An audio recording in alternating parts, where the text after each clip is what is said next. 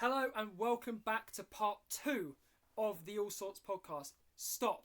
If you missed part 1, pause this and go and watch it now because we talked about loads of different things. We had loads of heated arguments and obviously, as I said in the previous video, in the back shot we have Josh. And we did talk about a lot of heated things, didn't we? A lot of heated debates. Oh my god, it got heated. Oh. Heated topics. Mainly because I'm the biggest Star Wars nerd in ears and I get very old. I saw that. Okay, but yeah, we collectively ranked the 3 trilogies. We then did them individually, the 9 things. And if you want to know our rankings and our arguments, go and watch that video as it was. We got into a bit of a heated debate. And if I haven't said this already, disclaimer, this part will also have a language warning as we are 2 nerds about talking about Star Wars and, you know, some swearing may be coming across to you on camera. And also the other thing that's changed is I am releasing my Star Wars t-shirt for this episode, for this part, so you can all see that I'm come prepared for this video. I was about to say, don't worry folks, we're not recording this on a different day, he's just taking his hoodie off. It's quite hot today. It's quite a hot day today, so it's like, obviously, summer is nearing, and obviously the temperatures are climbing. So, anyway, we finished part 1 with talking about memes, and now on to a bit of an interesting question, Josh. Yes. So, you might not expect this, but what is your favourite noise in the Star Wars universe? It's a bit of a random one, but your favourite noise in the Star Wars universe? I'm sorry. Not out of context. Excuse me? Yeah, your favourite noise, because I'll go first while you have a bit of a think. No, hang on. I think I've got it. It's got to be, like... there's only one... as close as the Jango Fett proton bomb comes, that's silence before just the boom. Yeah, but it's got for me. It's got to be. Yeah, I mean, you guys already know. See if you can guess it from this sound. This might not be the best.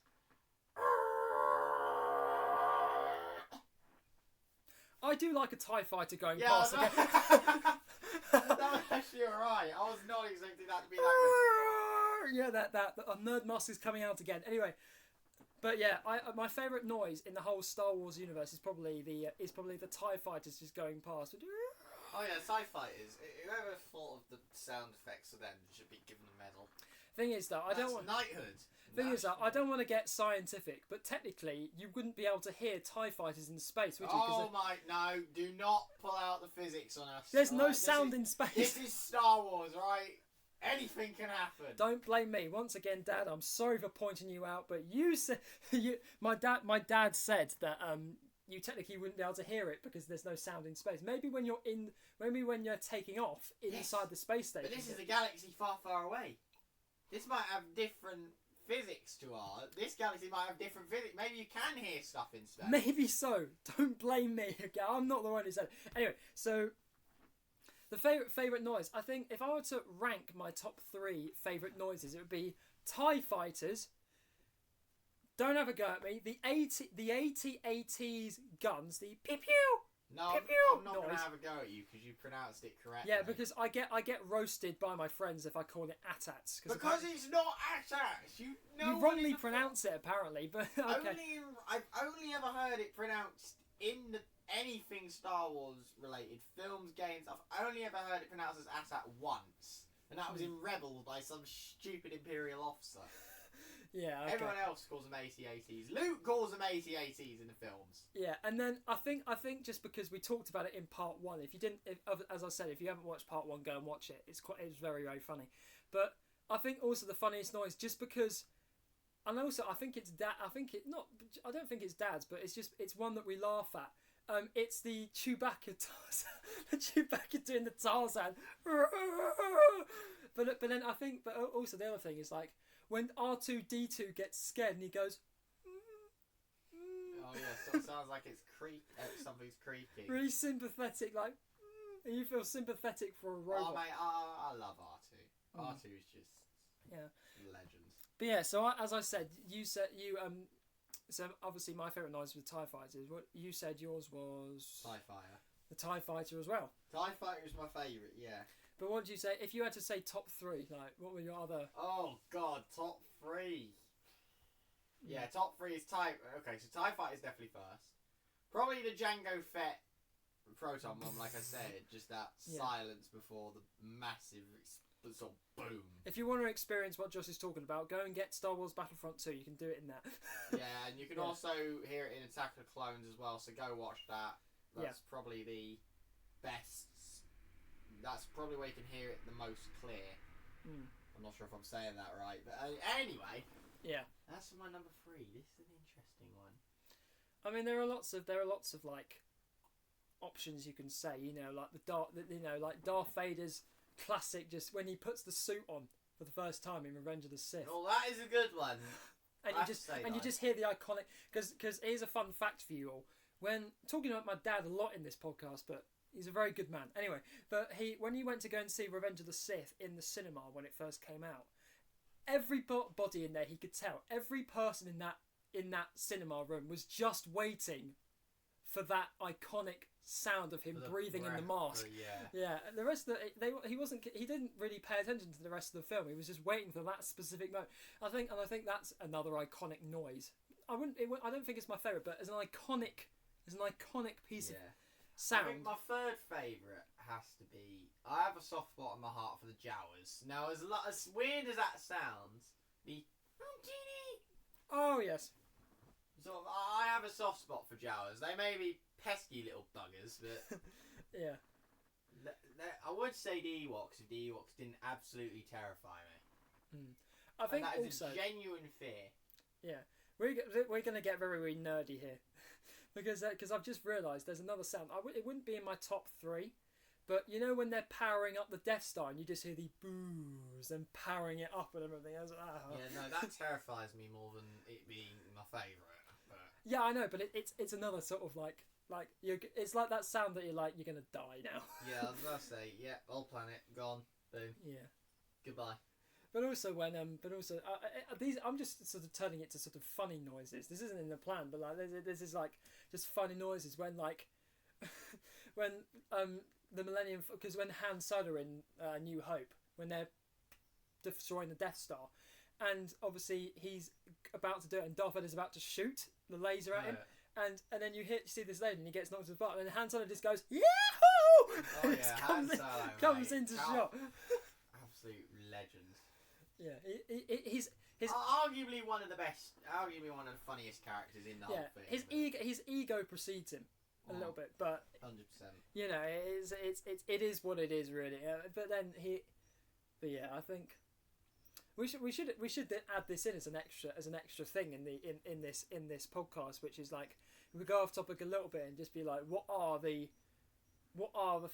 three like funniest characters in the 3 trilogies, because Obi-Wan Kenobi's got to be up there in the thing, but he's memed a lot. I know, just because of the things where he's just like I don't have time for politics. That sort of thing. That sort of thing. Anakin, I find unintentionally the funniest person as well. Yeah, he's a teenager with a lot of power, you know. And just like I know this is not Marvel, but just like spoil. I know you haven't seen this yet, have you? Which one? Guardians of the Galaxy Volume 3. Do not listen to this man. Never mind. I'm not talking about it. I was going to talk about Adam Warlock, but I can't now. So no. Okay, he's a teenager who just doesn't know what to do with his power. There we go. Doesn't spoil anything. I promise. Doesn't spoil anything. He's just it's just many of the critics. I'm going off topic. This is Marvel, not Star Wars, but many of the critics have said from Guardians of the Galaxy that they've directed Adam Warlock so well. It's just like his character is so well done. Anyway, that's off topic. If you want to do it, let's see us do a Marvel podcast about Marvel and break down the films and stuff, because obviously again Marvel is another topic that we can't do in one podcast, so we need to do other things go down because obviously, you know, there's Fantastic Four, there's X-Men, there's the Avengers, there's loads of different things you can do, you know. Anyway, back on topic. So we did favourite noise in the Star Wars universe. It was a bit of a weird one, just came to my head though. I'll say, Tom, I'm not gonna lie, when you hit me with that one I was a bit like, oh, okay. Yeah, but you know, this podcast is full of surprises. On to the next one. In your opinion, what is your favourite character Obi-Wan Kenobi. in the Star Wars universe? Don't even need to think about the one. Obi-Wan Kenobi. What, the old one or the new one? No! The younger one. Ewan McGregor's Obi-Wan Kenobi. Like, hello there. All that. Yeah. See, Obi-Wan Kenobi. see, thing is, this is where I'm going to get... I mean, don't get me wrong. Alec Yeah. Guinness, absolute Yeah. legend, but Yeah. Ewan McGregor just... Thing is, this is where I'm going to get roasted again. But remember, I this. swear. But remember, this is opinionated. This is opinionated, okay? I never remember you saying this was opinionated. Okay, I did say in our opinion though, but this is opinionated, okay? Oh my god. You really are a sequel lover, aren't you? Oh my I mean, it's god. the what film. Am I in a room It's with? the film. The thing is, you have to bear with me on this, okay? Obviously, the Empire Strikes Back trilogy. Obviously, that's like from Dad's generation. The Revenge of the Sith trilogy, I only started watching about a couple months ago, right? Couple weeks ago, whatever. So that J.J. Abrams trilogy is the trilogy that I've watched, like as a Star Wars fan. So that's the stuff that I was introduced to. God, Okay? you poor man. I mean, I think okay. This is probably a really, really poor reason for liking Kylo Ren, but his mask is good, and I like his. Wow, I like cool his mask, bro. I like his I like his lightsaber. Okay, I like his lightsaber. I couldn't get it up. No pun intended. Anyway, I like his Sorry, folks, about that. We're Yeah, having anyway. some... Anyway, I like his lightsaber just because it's just because apart from Darth Maul's two-ended lightsaber, there hasn't been a lightsaber like that. Has there? Well, since then, yeah. Yeah, there has exactly. been, but kind of pioneered it. I like the old Inquisitor spinny lightsabers, the one with sort of like you sort of people where they go helicopter mode. Literally, they just turn into attack the Inquisitors. If anyone here has ever watched Rebels, they just turn into attack helicopters quite quickly. Yeah. I'm not even having a laugh though. No, I know. But the thing is, like, will you feel a bit better if I say I also have a bit I like Darth Vader as well. Yeah. Okay, we'll calm everybody down. I will put Darth Vader over Kylo Ren. How about that? There you go. Is that fair enough? It's still not Kenobi, but I know, but as I said, like Darth Vader, I don't know. He just there is something about the whole story. And yeah. he arguably has a case of being one of the most badass Star Wars characters out there. And also apparently, again, check with my dad on this one, okay? But he also has an opinion that Darth Vader is one of the best movie villains of all time. Oh, I'd agree with that. He's just intimidating in every sense of the word. And even my granddad says that as well. I think he'll be watching this as well. But he said that Darth Vader is the best movie villain of all time. Yeah, he's definitely up there. Yeah, just because of his aroma and just how he. I don't know. It's just a guy in a mask who can't breathe very well. I don't know. I get it because it is just like what the bloody hell happened to him to have to wear that mask. Yeah, and obviously you find that out. Yeah, you find that out later. But obviously then that moves into the where it will get heated a little bit.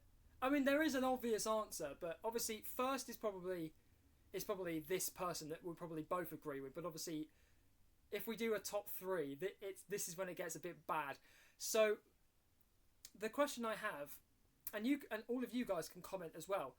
The question I have is, who is the most powerful Star Wars character? Oh, he's hit it. He's put it out there. Because me and Josh, I think it's Anakin, isn't it? It has to be. Just because. If we're on about in terms of pure power, and we're strictly limiting it to the films. Strictly limiting it to films. And if we're on about power rather than anything else, I mean, power can be skill with the Force, skill with a lightsaber. No, we're talking about most powerful.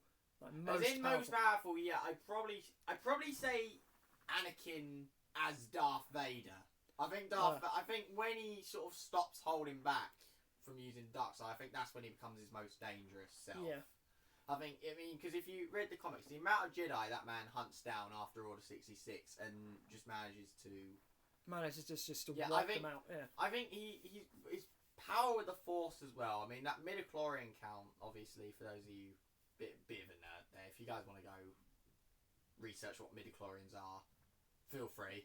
But equally, if you guys know what they are already, you guys will know what I'm on about. But that is just the fact that even the insinuation that he could be even more powerful than Yoda is just frightening.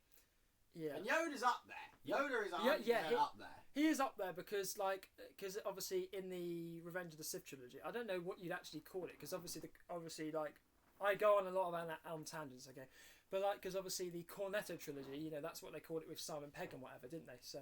Oh yeah, the Cornetto. The Cornetto trilogy, but I don't know how. So when we refer to a specific trilogy, we'll just name one of the films and call it that trilogy. So like with the Revenge of the Sith trilogy, obviously when Yoda fights Palpatine, but obviously you don't know that yet. But obviously when he fights Palpatine, obviously like he sort of I don't know how you describe it. He sort of has like a Force shield in his hand almost. Well, no, like, he uses the Force to catch the lightning with his hands, which is just unbelievable ability, really. Mm-hmm. It's just absolutely mad, and it's just the fact that someone could counter what is seen to be quite lethal. I don't know. It is quite cool to see, but would you put Yoda in top 3 though? Would you put him top 3? In the can, yes, probably. I probably would put him top 3, considering he is the Grand Master of the Jedi. He's theoretically meant to be the best or the most powerful Jedi. Yeah. And character worth. Obviously, I know you don't like the J.J. Abrams thing. We've made this clear already, don't worry. Don't worry, folks. I haven't fallen into the dark side. But I'm not saying she is top 3. I'm not saying she's... I was about to say, if you're seriously... No. I'm not saying she's top 3. But Rey has to have some sort of...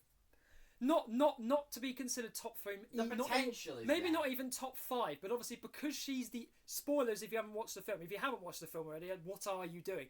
I mean, what are you guys... You're watching a Star Wars podcast, and you're watching a podcast about Star Wars. Yeah, but obviously, as we know from that, obviously the Emperor says to Kylo Ren, you are not who she thinks she is, because she is Emperor Palpatine's granddaughter, somehow. And when we talk about theories later on, we'll go into that, because I still don't... I still don't. Okay, that did get revealed during the film how that works, but... Anyway, but basically, she has potential, but obviously she's scared to use it, because obviously she's realised what she is. I think that is the problem, though, the fundamental problem with most Jedi. Most Jedi aren't going to be as powerful as Sith, because the whole point of the dark side is it just increases the power levels. And also it's just unrelenting. Like if you get seduced by and whatever, it's that point where people just stop holding back and just go all out. Oh no, yeah, exactly. But so if she has the potential to be powerful, I reckon she has the potential to be top 5. Because obviously, if you've watched the film, I don't know. I think it's the Rise of Skywalker. I'm not sure, but one of the films when obviously she goes into that room when she goes into the wreck of the Death Star. Oh yeah, and obviously you see Sith Rey. Yeah, you see her with the flip lightsaber's pretty cool. I'm not gonna lie. Yeah, and obviously that and obviously I imagine, and obviously as I said earlier, we'll talk about this in a bit, and we'll bring back to it. But obviously that could have been an alternate thing of like if she was seduced to the dark side, that's what she could have become. Yeah. You know, as the Emperor talks about when she finally sees him, and so she has potential, but also like. The Emperor has to be up there. He has to be up there. You know, maybe in the top 3. I'm arguing for it. You know, I think the Emperor, just because he was able to live after he should have died. Well, that's because of that's more to do with his intellect, his intelligence, rather than anything else. Don't get me wrong. The Emperor is powerful, definitely in the top 5 at least. But it's the fact that he was able to use his intelligence to outmaneuver pretty much everyone during the entire Star Wars saga. Yeah, and so who would we put in that remaining top 3 spot? I think we are established because we've got Darth Vader. Anakin as Darth Vader. Yeah, we've got Anakin as Darth Vader as the first one. Then we've got Yoda second. But Yoda's if Yoda's second. not if Yoda's definitely second. So who are we putting as top 3 then? Who do we put? Because the thing is, because of my knowledge of the expanded universe, we're not talking about the expanded. I know, but I would, if it had been for that, I would have said Luke. I would have put Luke in as third, because I know Luke at full potential would be absolutely monstrous. I mean, you sort of say. I mean, obviously, we're not talking about TV series and stuff. Yeah, but obviously, if you've watched The Mandalorian, I was about to say, if you guys watch The Mandalorian, you'll know. There's that scene when he comes in and stuff. I've only seen it because of like TikTok and stuff. I'm not uneducated to the fact that I don't watch Kenobi and Mandalorian. It's just I don't have Disney Plus, so I can't watch it. So that's not the fact that I don't know anything about it. I know sort of like the outline of it and stuff, but like I just don't watch it because I can't. But yeah, so just because if we throw the Mandalorian into it, Luke is third, just because. But yeah, that because obviously he has the green lightsaber at that point, so obviously it would be either before the Return of the Jedi or after. It's after Return of the Jedi. It's set. Yeah. Yeah, we're not talking about anyway, sequels and stuff, but so, yeah. Number 3. Having said that, number 3. Yeah, Luke is a contender. Luke is a contender based on what I know he could become, and again, we have to see what Disney does with developing him and what where his story leads. We find out what he's going to get up to. Yeah, but you've also got like obviously. You know, you've got General Grievous. Grievous is just good with a lightsaber. Count Dooku's in there as well, and I'm not saying top 3, but I'm just naming characters that we could potentially throw options for. Obviously, honestly, I'd say Palpatine. I think in canon, Palpatine's a contender for 3. Yeah, I mean, but I'm gonna give the spot to someone else. And you guys in the comments can feel free to debate this with me, like, you know, drop it in the comments and I'll have a look at it. Again, me and Tom run the podcast as co-hosts, so I will also be looking at comments here. But I'm actually going to give the third most powerful character spot to Mace Windu. Mace Windu, I think, is absolutely lethal. I mean, he beat Palpatine in a fight. If it hadn't been for Anakin, Palpatine would have died right there and then, I'm pretty sure. Mace Windu, I mean, the whole point of the purple lightsaber, it signifies perfect balance and sort of that mastery of both sides, you know, the light and the dark side of the Force. And I think someone who can do that and is on that level has definitely got to have a case for it. Oh, okay. And Windu, he's a bloody good fighter, and he's just... Yeah. I mean, let's be honest, boys. Windu could have probably taken Palpatine by himself there.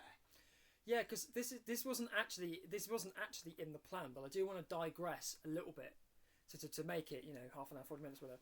But lightsabers, the different colours of lightsabers, as you said, purple means perfectly balanced. So Rey, at the end of that film, when she has a gold lightsaber, that sort of gold yellow lightsaber. That's a weird one. Basically. Yeah, I think the whole point of it is... For what? Yeah, the whole yellow lightsaber. Yeah. I think it's possibly meant to signify rebirth, maybe. You know, maybe it's the New Order, maybe it's the... I don't know, maybe the birth of something different. I mean, we do know that certain lightsaber colours have certain meanings. I mean, obviously, the red signifies dark side, obviously. Green and blue is the dark side. Green and blue is obviously like the light side, I think, because blue because obviously Luke has a green. He has a blue lightsaber in the first 2, I think, and then he has green in the third. Blue one. has it. Blue is what he has. Start with. Because it's his dad's lightsaber, isn't it? Sort of that light blue, almost cyan colour. Yeah. But at the same time,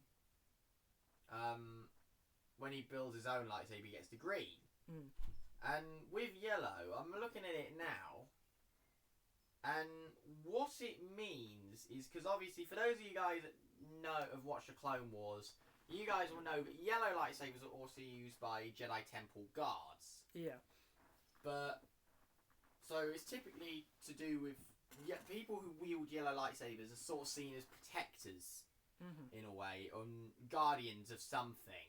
So whether they're giving Rey a new yellow lightsaber to signify that she is now the guardian of the Jedi, and is in charge, sort of the guardian of the new generation of Jedi. I think we'd have to. We'll lead on to that in a bit. Yeah, I think we have to look at it. But yeah, so if we before we move on to that, obviously we've got to finalise top 3, haven't we? So we've got Anakin as Darth Vader, Yoda, and then you said Mace. Mace Windu or Palpatine, right? Correct. Mace Windu or Palpatine. Yeah. Yeah, I think we could probably give those two. Yeah, maybe joint third. Yeah. Yeah. So this brings us on to the 2 last topics to round off this podcast, which is the first one, which is Star Wars theories. You guys can go mad in the comments as well if you have any theories that you want to discuss with us and let us know about what you think. And obviously we'll start with the one that you were just saying about, Josh, which was the yellow lightsaber signifying potentially Rey being a guardian of the new Jedi. Yeah. So as we know, I did a little bit of research for this podcast, of course, and I found out that they are planning, take with a pinch of salt, of making a new trilogy in 2026 called The New Jedi Order.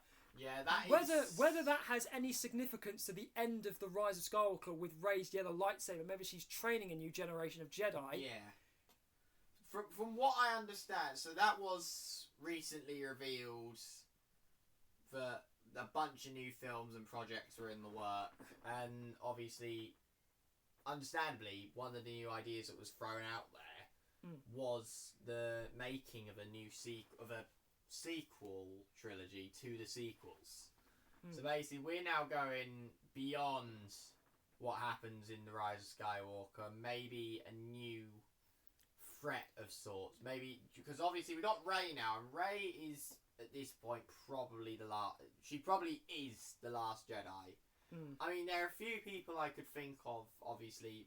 We're not going to go into it, but based on legends, obviously a few people from that era, from Clone Wars era even, survive, and we've seen people like be cryogenically frozen in bacta tanks or whatever, which is sort of like their healing process. Yeah, and we've seen people. If any spoiler alert for Jedi's a game called Star Wars Jedi Survivor. If any of you guys have played it, I would highly recommend going to get it. Because in Jedi Survivor, we do see Dagan Gera, obviously a Jedi from the High Republic era, before the prequels, set hundreds of years before Order 66 even occurs, and the Clone Wars occurs. We did see him is suspended in the bacta tank, and then come back after the events of Order 66. So we know it's possible for people who are possibly hundreds, thousands of years old to survive in canon. We knew it was possible in Legends, but now they've canonized it.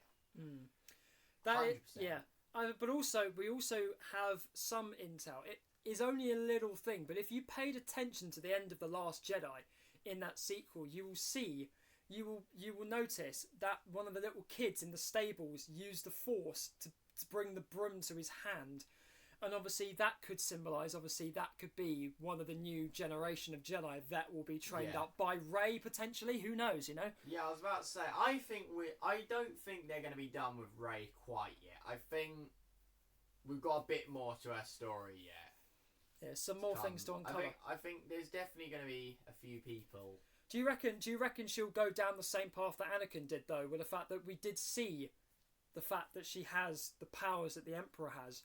But also, Anakin was never born with that in him. He was created by the Force. So, well, actually, if you're going off it like that, if the Force did create him, because no one quite knows how Anakin was created. The most common, because obviously Anakin didn't have a dad. Anakin doesn't have a father, and the most common theory among Star Wars fans is that he was created by the Force, and that the Force willed his birth almost. So obviously, if we're taking that into account, he had to have been born with at least some. If the Force represents both the light, it encompasses both the light and the dark sides of the Force, and obviously there are some grey areas in there as well. But we have to assume that if the Force did instigate the birth of Anakin, he had to have been born with at least some dark side tendencies in there as well. I mean, you can see it through his personality, can't you? Yeah, you can see it. And it's also a nurture thing as well, because as Obi-Wan did his best to nurture him. We obviously saw that many times throughout Anakin's sort of span as a Jedi, where he would give into the dark side. Again, another Jedi Survivor spoiler. We see the main character, Cal Kestis, who is a Jedi Padawan on the run from Order 66. If you guys haven't played the new game yet, stop here, go play it, buy it, get a PS4, whatever you guys play it on. But anyway, we see Cal Kestis now embracing the dark side and sort of doing almost like a Mace Windu, sort of embracing the dark side and utilising both the light and the dark side to take down his enemies. Obviously powerful enough to not be seduced by it, though, of course. Well, that's the thing. Cal Kestis is still... We have to agree that... Or we have to recognise that Cal Kestis is still very, very young. I mean... He was only a Padawan when he was only a child when Order 66 happened. Ah, okay. And Cal Kestis, by the time of the events of Jedi Survivor, I believe he can't be more than 20s, 30s at least. So he's still very young as a Jedi. Almost, I think, maybe slightly older than Anakin is. Yeah. By the time of the Clone Wars. So I think it's definitely about see what happens with that, because it's I mean, obviously the dark side is always there. It's that constant battle of good versus evil, light versus dark. Yeah, because we are now talking about Star Wars theories, we can bring in external factors, because as well as Jedi Survivor, there's also another video game. There's Jedi Fallen Order which well. Which is the prequel to Jedi Survivor. Do we learn everything from that video game? Again, I haven't played that game either, because I don't have PS4, PS5. Well, I have completed that. And that's more about Cal's journey to survive under the Empire. And that focuses less on the battle between light and dark. This Jedi Survivor, the sequel to Fallen Order, focuses more on Cal's constant battle and sort of...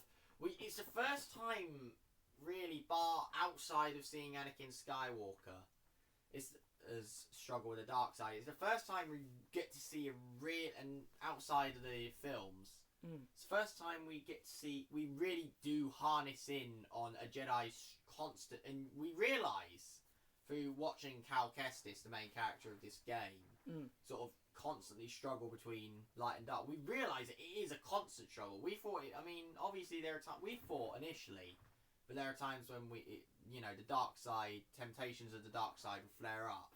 That's not the case. What we learn in Jedi Survivor is it is almost a constant battle. Even at the slightest thing, the dark side picks its moments. And that it's almost a constant battle to try and not fall to the dark side. But obviously, if you like Mace Windu, you can handle it. I mean, you have to be really experienced to try and balance the light and the dark.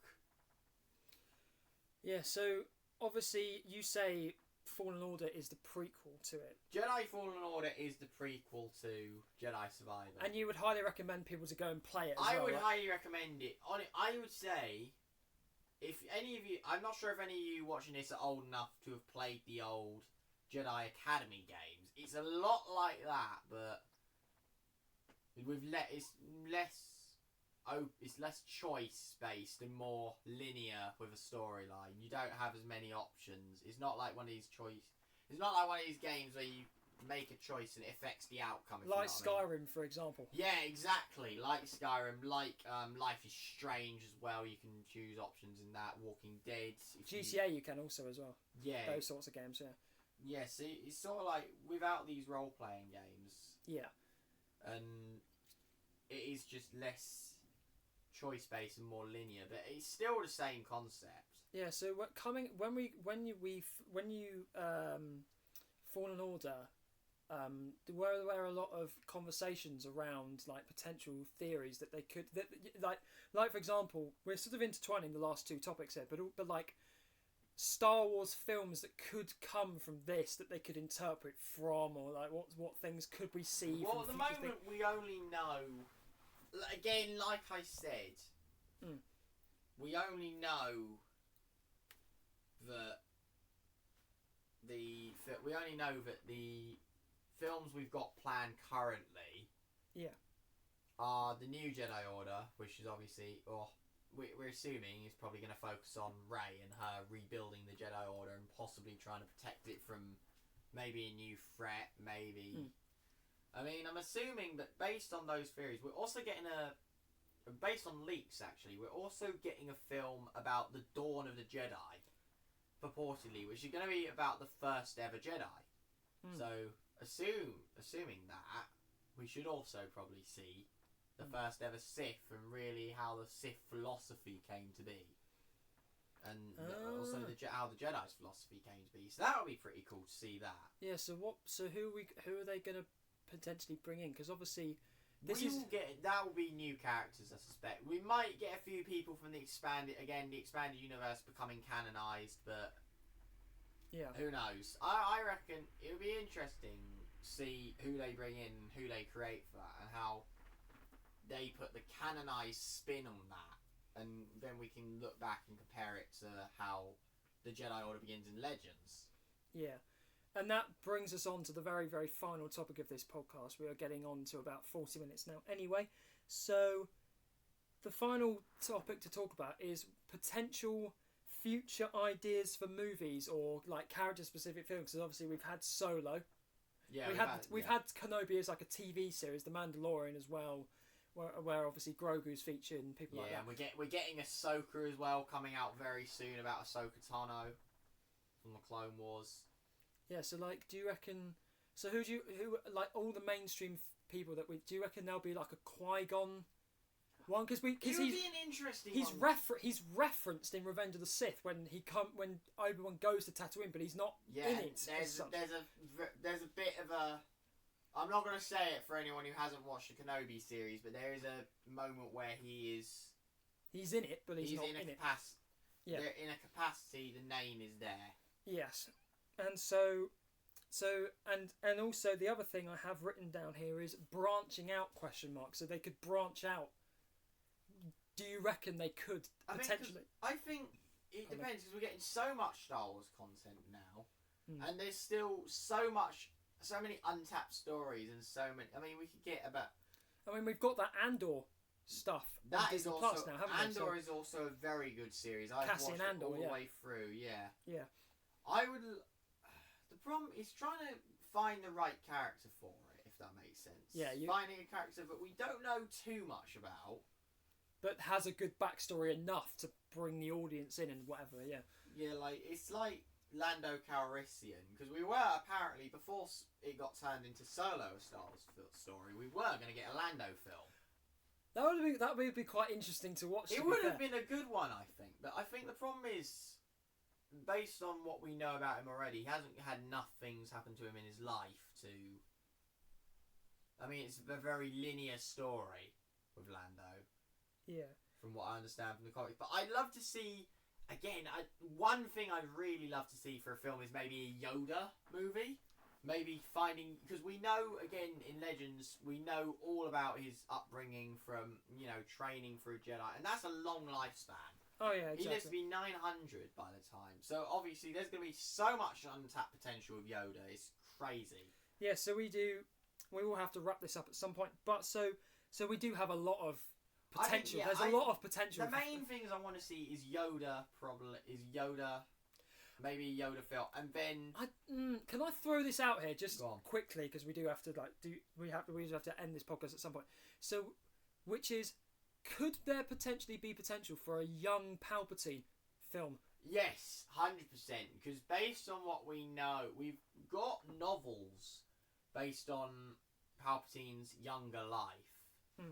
And we know that he was trained by a Sith Lord called Darth Plagueis, also known as Darth Plagueis the Wise. I referenced him, yeah. He's only ever been... We've never actually seen a live... We know what he looks like, roughly based on sort of Legends and the expanded universe, but I would love to see him canonized in some capacity, and because he is meant to be really powerful, he's meant to be powerful enough to stop death, which is going to be an interesting one. Ooh, yeah. But I would love to see a young Palpatine, maybe because he's got a really interesting backstory based from the expanded universe, and we know that I would love to see sort of that transition onto the big screen and sort of maybe a series. Again, we've got the Acolyte coming out, which is going to be a Star Wars series, the first ever Sith-led Star Wars series. And again, we don't really know. We know very limited about it. We know it's got new characters in it.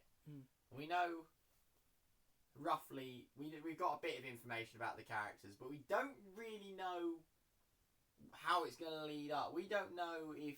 I mean, for all we know, this could be the start of that sort of teaching lineage, which eventually does lead to Palpatine, Plagueis, who in turn leads to Palpatine. Exactly. But I'd love to see, I'd love to see sort of the more ambiguous characters get Yoda's backstories. Palpatine, So Yoda, yeah. Palpatine. Maybe, I don't know, we could get maybe a Starkiller or maybe a Poe Dameron film as well. That'd be good. Or Poe Dameron. So there is a lot of potential. Resistance pilot. We are going to have to wrap it up here now, though. So we'll. Talk about this for hours. The location for the next podcast is still to be decided. It might be at my house next time. So hopefully no more trains, folks. Hopefully no more trains. And the next podcast we will have food in the next one, because we're going to be doing the best versus the worst sweet, or maybe if you would like, a World Cup bracket of chocolate bars. So what is better, a double decker or a boost? What's better? What's better, Mars or Milky Way? You let us decide. You let us know. And thank you ever so much for watching this first ever episode of the podcast. Thank you so much for supporting the channel, and we'll see you in the next one.